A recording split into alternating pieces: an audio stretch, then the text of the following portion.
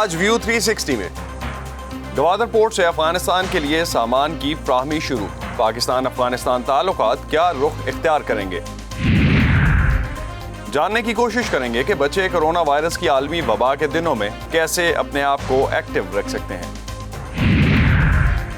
اور آپ کو ملوائیں گے کرونا کو شکست دینے والے دنیا کے معمر ترین شخص چترال کے رہائشی عزیز عالم سے۔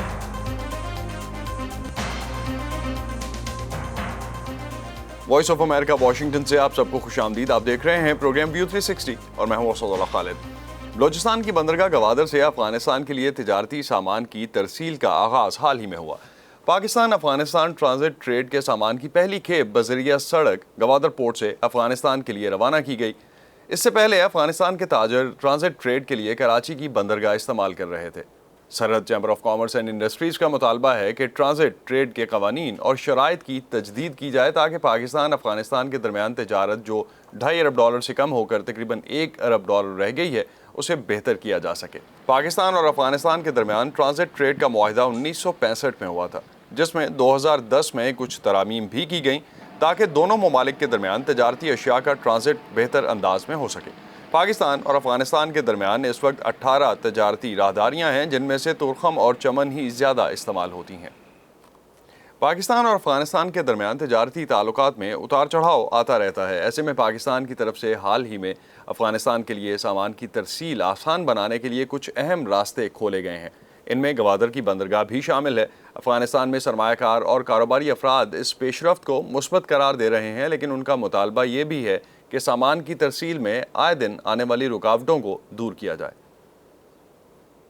افغان امور پر وزیر اعظم پاکستان کے معاون خصوصی صادق خان نے ٹویٹ میں بتایا ہے کہ گوادر کے راستے پہلی بار افغانستان کے لیے مال روانہ ہو گیا ہے اور مستقبل میں بھی افغان برآمدات کے لیے اس راستے کا استعمال کیا جائے گا۔ افغانستان کے لیے مال لے کر گوادر کی بندرگاہ پر پہنچنے والے جہاز پر چین، کوریا، جاپان اور دنیا کے دیگر ملکوں سے سامان موجود تھا جسے افغانستان پہنچایا جا رہا ہے۔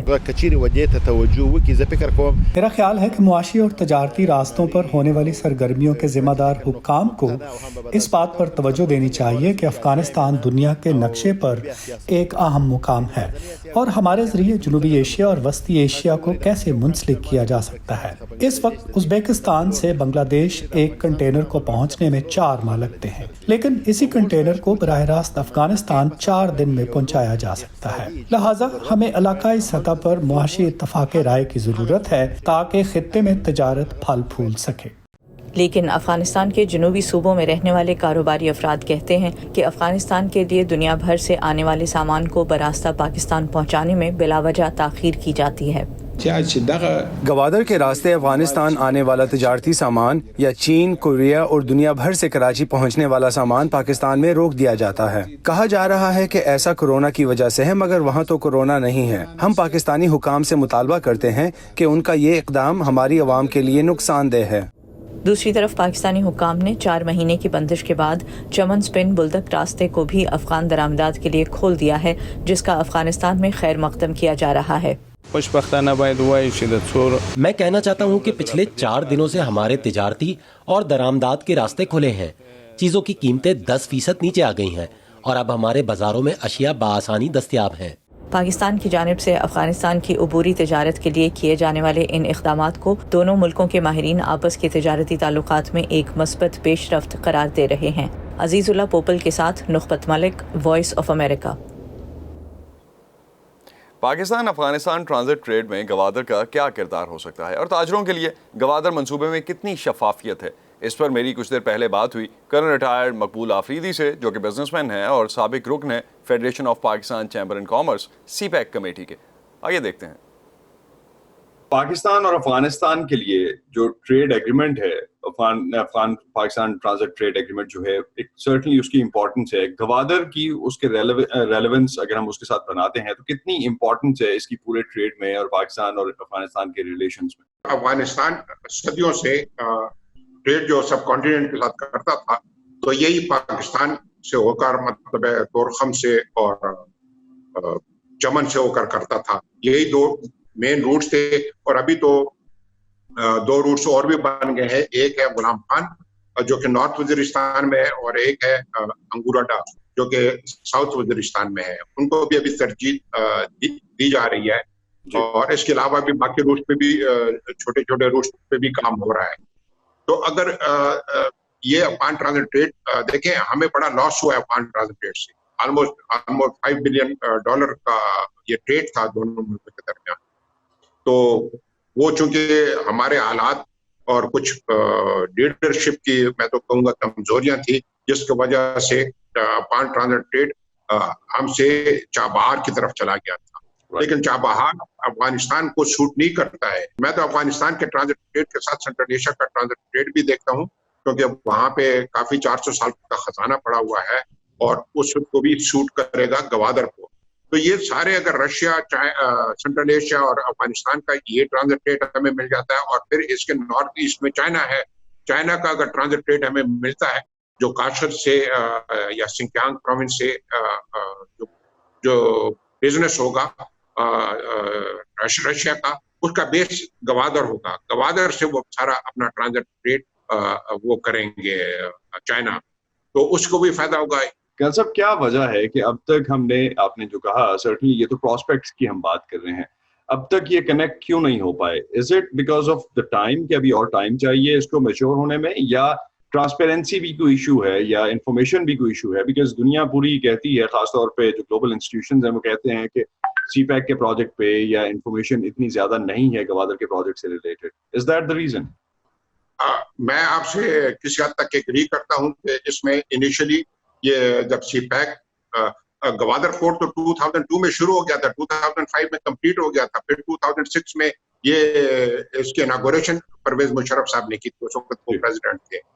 لیکن اس کے بعد پھر ڈورمنٹ ہو گیا تھا، اور 2013 میں پھر سی پیک سائن ہوا ہے، اور اس کے بعد پھر یہ $45 بلین آئے ہیں، اور سبسیکوینٹلی یہ فگر جو تھی 62 بلین پہ چلی گئی. تو ٹرانسپیرنسی کا جس پہ آئی ایگری ود یو کہ اس پہ ٹرانسپیرنسی بھی نہیں تھی، جبکہ ہم خاص کر میں اس پہ بڑا ایمفیسائز کرتا تھا کہ دیکھیں یہ پروجیکٹ جو ہے بیسیکلی تو اینڈ یوزر تو بزنس کمیونٹی ہے، ان کو آپ ڈسکلوز ہی نہیں کر کہ یہ کیا ہے اور کیا اس کے پوٹینشیل ہے، کیا فیوچر پراسپیکٹس ہیں، تو ان کو انوالو کیا جائے. خان صاحب اتنا بڑا پروجیکٹ، اتنی زیادہ ڈیپینڈنسی، اور اگر ہم اس کے اگینسٹ دیکھتے ہیں افغانستان اور پاکستان کے ریلیشنز، جب بھی کچھ اونچ نیچ آتی ہے سب سے پہلے ٹریڈ بند کیا جاتا ہے. تو سرٹینٹی تو نہیں ہے اس میں، کوئی بھی اگر انویسٹمنٹ کرتا ہے تو اس کے پاس اگر سرٹینٹی نہیں ہے تو انویسٹمنٹ کیوں کرے گا؟ اور اس ٹریڈ کے لیے تو سب سے امپورٹنٹ ایلیمنٹ آپ کے ریلیشنز ہیں. پھر میں آنیسٹلی آپ کو بتاؤں کہ ہمارے جو لیڈرشپ ہے، جو خاص کر کنسرن لوگ ہیں، ان کو چاہیے کہ اس کے اوپر ایمفیسائز کریں. خاص کر ٹرانسشپمنٹ میں ہمیں سیکیورٹی کا بھی کوئی پرابلم نہیں ہے، جو سامان آئے گا پورٹ سے اور پورٹ سے دوسرے شپ میں چلا جائے گا، تو سیکیورٹی کا اتنا پرابلم ہمیں نہیں ہے. دوسرا ٹرانزٹ ٹریڈ ہے. دیکھیں ٹرانزٹ ٹریڈ جس دن شروع ہو گیا، مطلب ہے کہ جب اکنامکس آتا ہے تو اسے you can address the war on terror also. Economic development جب آ جاتی ہے تو کافی چیزیں، خاص کر یہ جو ٹیررزم ہے، یہ ایڈریس ہو جاتا ہے. دنیا بھر کی اہم خبروں اور تجزیوں کے لیے آپ آ سکتے ہیں ہماری ویب سائٹ urduvoa.com پر. فیس بک پہ ہمارا پیج ہے facebook.com/VOA Urdu. ٹویٹر اور انسٹاگرام پہ ہمارا ہینڈل ہے @urduvoa. تازہ ترین خبریں، اہم واقعات، آڈیو ویڈیو رپورٹس اور تجزیے دیکھنے، سننے اور پڑھنے کے لیے ڈاؤن لوڈ کیجیے VOA اردو کی نئی ایپ. خبریں اب ہر وقت آپ کی مٹھی میں. پاکستان میں کرونا وائرس کے پیش نظر کاروباری بندش کی وجہ سے جہاں صنعتوں کا نقصان ہوا ہے، وہیں زراعت کا شعبہ بھی شدید متاثر ہوا ہے. آم کو پھلوں کا بادشاہ بھی کہا جاتا ہے، لیکن رواں برس عالمی وبا اور فلائٹس کی معطلی کی وجہ سے دنیا کے بیشتر ممالک کے رہنے والے پاکستانی آم سے شاید لطف اندوز نہ ہو سکیں. ذمہ داروں کا کہنا ہے کہ رواں برس موسمیاتی تبدیلی کی وجہ سے 50% سے زائد آم کی فصل تباہ ہو گئی ہے. علی شیر نواز کا خاندان گزشتہ کئی دہائیوں سے ملتان میں آم کے کاروبار سے وابستہ ہے. پچھلے سال تک یہ 15 ایکڑ پر آم کی کاشت کر رہے تھے. اس سال بہتر منافع کی غرض سے انہوں نے مزید 50 ایکڑ رقبہ ٹھیکے پر لیا، لیکن قدرت نے ان کا ساتھ نہیں دیا. فروری اور مارچ کے مہینوں میں جہاں آم کی فصل کو پکنے کے لیے زیادہ درجہ حرارت درکار ہوتا ہے، بارشوں اور تیز آندھیوں نے فصل کو بری طرح متاثر کیا اور پھر کووڈ-19 کے باعث برآمد کا سلسلہ رک سا گیا ہے۔ علی شیر کو ڈر ہے کہ گزشتہ سال کی نسبت ان کا کاروبار 50% کم ہو سکتا ہے۔ منافع دیکھیں اس سال فصل بہت کم ہے جی، اس سال 20% ہے فصل ٹوٹل آم کی۔ اگر اس لحاظ سے دیکھیں تو منافع کی ریشو بالکل نہیں ہے، اخراجات بہت زیادہ ہیں، لیبر کے اخراجات ہیں، پیکنگ کے اخراجات ہیں، کارگو مہنگی ہے، اس سال ہے بھی کم، بائی ایئر نہیں جا رہا، بائی روڈ جا رہا ہے، یہ سارے ایشوز ہیں سارے اس کے لیے آم کے حوالے سے۔ پاکستان میں آم کے زیادہ تر باغات صوبہ سندھ اور پنجاب میں ہیں۔ ملک میں آم کی سالانہ پیداوار تقریباً 17 لاکھ میٹرک ٹن ہے۔ گزشتہ برس 1,30,000 میٹرک ٹن آم برآمد کیا گیا تھا۔ تاہم آم کے کاروبار سے منسلک بیوپاریوں کو رواں سال شدید نقصان ہونے کا خدشہ ہے۔ فروٹ سیٹنگ کے ٹائم پہ 2 قسم کی بیماریوں کا بہت حملہ زیادہ ہو گیا، جس میں ایک مینگو ہاپر ہوتا ہے اور دوسرا بورر ہوتا ہے۔ اس وجہ سے جو آم کی کوالٹی ہے نا وہ خراب ہو گئی ہے، جو ایکسپورٹیبل آم ہے، تو لوکل تو وہ چل جاتا ہے لیکن وہ ایکسپورٹ نہیں ہو سکتا۔ پاکستانی آموں کے سب سے بڑے خریدار خلیجی ممالک ہیں۔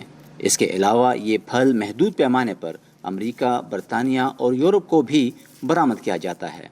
لیکن اس سال کرونا وائرس کے باعث فلائٹس معطل ہو گئیں اور پیداوار کا بہت تھوڑا حصہ بائی ایئر برآمد کیا جا رہا ہے۔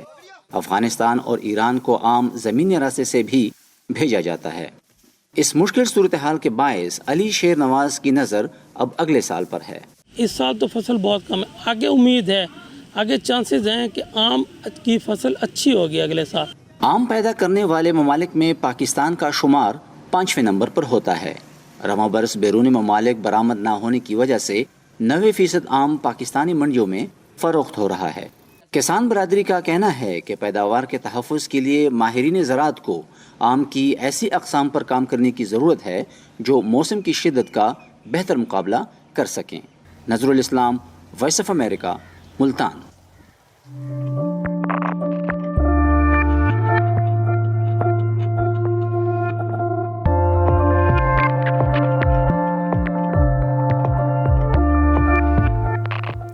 کورونا وائرس کی وبا کے دوران تعلیم کا سلسلہ جاری رکھنے کے لیے بہت سے سرکاری اور غیر سرکاری تعلیمی ادارے آن لائن کلاسز منعقد کر رہے ہیں، لیکن یہ نظام طلباء کی بڑی تعداد کے لیے سہولت کی بجائے کئی پریشانیوں کا باعث بن رہا ہے۔ طالب علموں کی مشکلات کا جائزہ لینے کے لیے جاری ہماری خصوصی سیریز میں آج ہم چلتے ہیں بھارت کے زیر انتظام کشمیر، جہاں انٹرنیٹ کے ناقص نظام کے باعث اساتذہ کھلے میدان میں کلاسز لینے پر مجبور ہیں۔ صورتحال جاننے کے لیے چلتے ہیں سری نگر اور جانتے ہیں کہ ایک استاد کی زبانی اس کی کہانی۔ میرا نام منیر عالم ہے، میں میتھمیٹکس پچھلے تقریباً 20 سال سے پڑھا رہا ہوں، اور پڑھانا میرا شوق بھی ہے، میرا پیشہ بھی ہے، اور اس سب سے بڑا میرا پیشن ہے۔ پوری دنیا اس وقت آن لائن پڑھاتی ہے، ہم یہاں کشمیر میں آن لائن پڑھانے کا سوچ بھی نہیں پاتے ہیں۔ 2G سپیڈ اتنی کم ہوتی ہے کہ ٹیچر جب لکھتا ہے نا، لکھتے لکھتے اس کا ہینڈ شیک ایسے ہو رہا ہوتا ہے جیسے سمپل ہارمونک موشن کی ویو چلتی ہے، آواز کسی اور دن آتی ہے۔ سننے والے جو ہمارے اسٹوڈنٹس ہیں وہ اتنا زیادہ پریشان ہوتے ہیں، ایجوکیشن کے نام پہ وہ کنفیوز ہوتے ہیں۔ سگما سکا وہ بھی نکالیں گے۔ میرے کو بہت زیادہ کنیکٹیوٹی پرابلم ہوتی ہے اور بالکل بھی سمجھ آتا ہے ٹیچر بول کیا رہا ہے، اسی لیے میں یہاں پر آئی بیکاز جو کلاس روم میں ہوتا ہے ایک اسٹوڈنٹ اور ٹیچر کے بیچ میں جو ایٹماسفیئر بنتا ہے، جس کی وجہ سے ٹیچر اچھے سے انٹریکٹ ہوتا ہے اسٹوڈنٹ ٹیچر کے بیچ میں اور بہت ہی اچھے سے سمجھ آتا ہے، وہ انٹریکشن آن لائن کلاس میں نہیں ہوتا ہے۔ ہمارے کشمیر کے جو اسٹوڈنٹس ہیں 89 سے ہی، جب میں خود چھوٹا بچہ تھا تب سے آج تک اتنے ٹرموائلز آئے ہیں، ایجوکیشن اتنی زیادہ سفر ہوئی ہے کہ انسان کا دل تل ملاتا ہے۔ کسی کا انتظار کیے بغیر میں اپنے گھر سے لگ بھگ اندھیرے میں نکلتا ہوں، اور اس فکر اور اس پریشانی نے، اس پین نے میرے کو اس کھلے میدان میں لایا جہاں پر SOPs اور پروٹوکولز آرام سے انسان فالو کر سکتا ہے، کیونکہ یہاں لگ بھگ 3 لاکھ لوگوں کے لیے جگہ ہے، تو 40 50 60 اسٹوڈنٹس 2 ڈفرینٹ بیچز میں پڑھانا کوئی بڑی بات نہیں ہے۔ یہاں پہ ہم سیٹسفائی، کیونکہ سر کا لائیو انٹریکشن ہے، وہ بہت ہی بڑھیا چیز ہے ایک اسٹوڈنٹ کے لیے کہ سر کا لائیو انٹریکشن ہونا، اور آن لائن ایسے سر کے کوئی بھی سوال ہوگا سر کو آن لائن ادھر ہی پوچھ سکتے ہیں آگے، لیکن زوم کلاس پہ پتہ نہیں تھی آواز کب آئے گی، سر کے پاس آئے گی کہ پھر نہیں آئے گی۔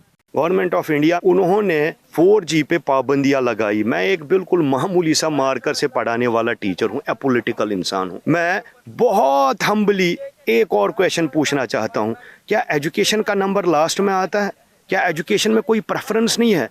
एजुकेशन अगर आपकी प्रेफरेंस नहीं है तो मुझे ये बताएं आप, फिर उससे बड़ी क्या प्रेफरेंस है? आप ये कह रहे हैं कि एजुकेशन अगर सफ़र हो कोई बात नहीं, लेकिन वहाँ लॉ एंड ऑर्डर की प्रॉब्लम नहीं होनी चाहिए। बच्चे ख्वाह दुनिया के किसी भी मुल्क के हों, कोरोना वायरस की वबा की वजह से सभी की रूटीन पर मनफी असर पड़ा है। स्कूल बंद होने से बच्चों की तालीमी सरगर्मियों के अलावा उनकी जिस्मानी और जहनी सेहत भी मुतासर हो रही है।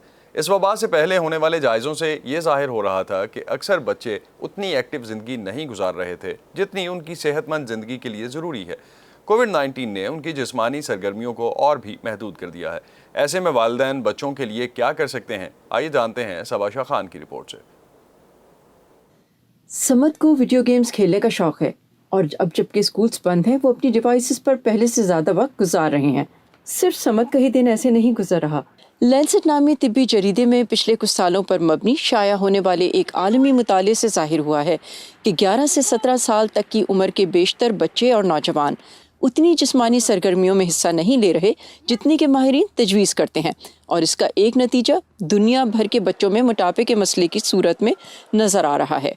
ये मेरे लिए कदरे हैरत की बात थी। ऐसे बच्चे जो ज़रूरत के मुताबिक एक्टिव नहीं, उनकी तादाद मुख्तलिफ मुल्कों में मुख्तलिफ थी और कुछ हद तक लड़कों और लड़कियों के दरमियान भी फ़र्क है, लेकिन ऐसे बच्चों की शरह ज़्यादातर ममालिक में 75% से ऊपर है।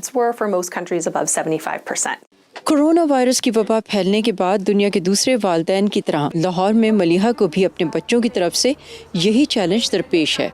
कोविड के बाद से ना एकदम से जब बच्चे घर में बंद हुए हैं तो मुझे तो लगा कि कुछ अरसे ये बड़ा डिप्रेस्ड भी रहे हैं। इनको समझ नहीं आती थी कि इन्होंने अब सारा दिन क्या करना है, तो वो फ़ोन पकड़ के बैठे हुए हैं बस। कोई प्ले स्टेशन पे लगा हुआ है, कोई फ़ोन पकड़ के बैठा हुआ है, वो यूट्यूब पे सारी ज़िंदगी गुजर रही है।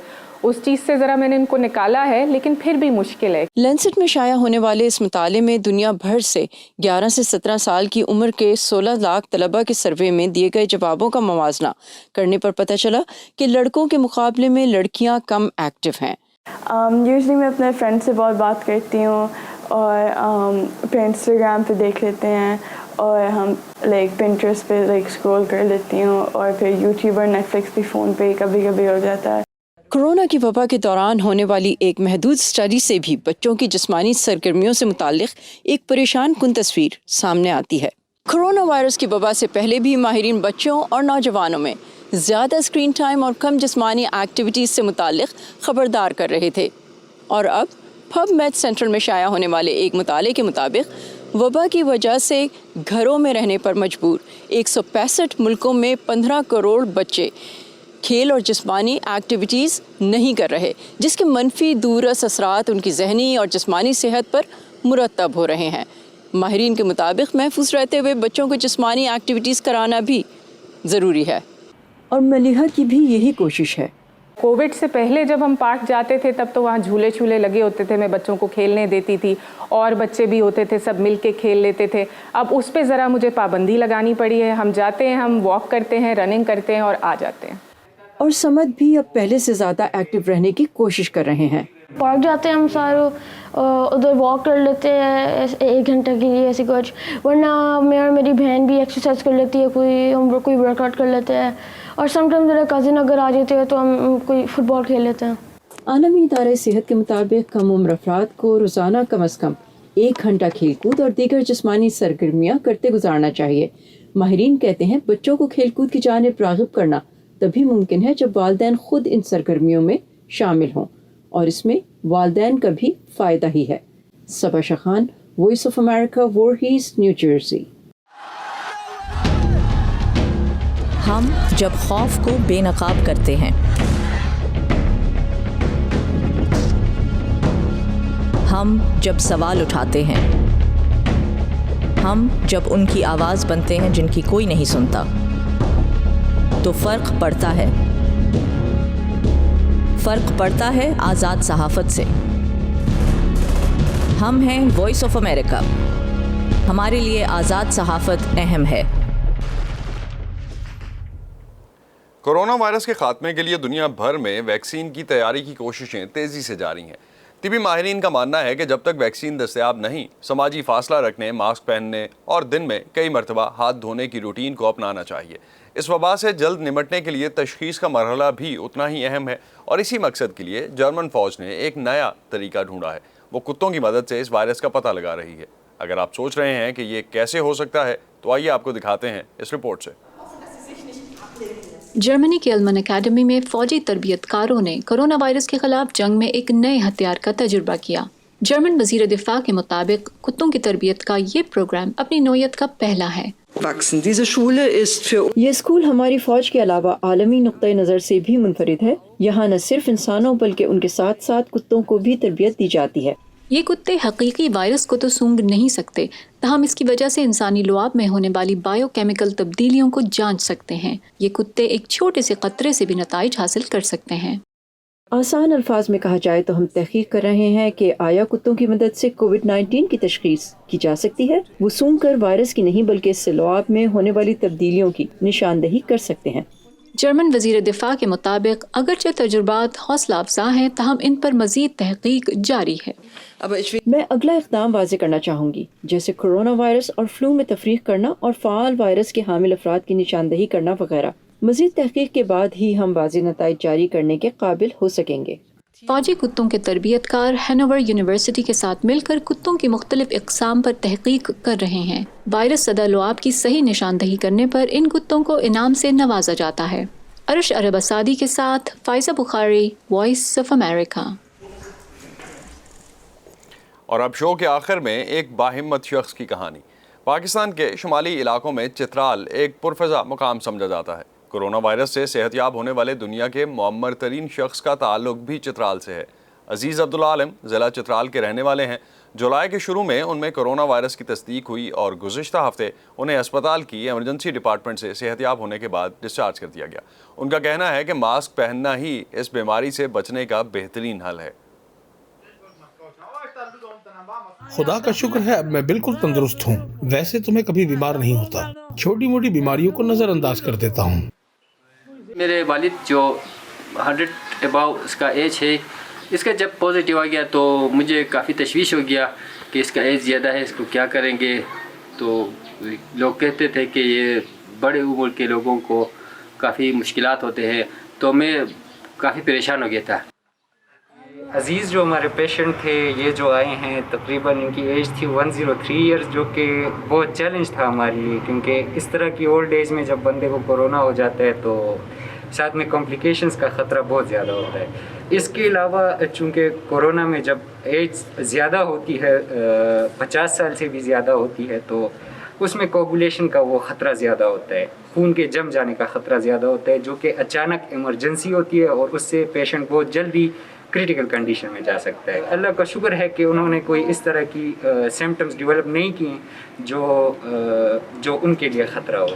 جاتے ہوئے جو ان کی فیلنگز تھی وہ تو ہمارے لیے کافی پازیٹیو تھا، ان کا فیڈ بیک جو ہم نے دیکھا ہے۔ یہ بیماری بہت جلدی پھیلتی ہے، یہ بیماری ایک شخص سے دوسرے شخص کو لگ جاتی ہے۔ اس ماسک کو ہمیشہ پہن کر رکھو۔ یہ تھا آج کا ویو 360۔ اسٹے سیف، اور آپ قربانی کے دنوں میں اپنے آپ کو کیسے محفوظ رکھ رہے ہیں ہمیں لکھیے facebook.com/VOA اردو کے پیج پر۔ ٹویٹر اور انسٹاگرام پہ ہمارا ہینڈل ہے @urduvoa۔ اب تک کے لیے اتنا ہی۔ اسد اللہ خالد کو اجازت دیجیے۔ خدا حافظ۔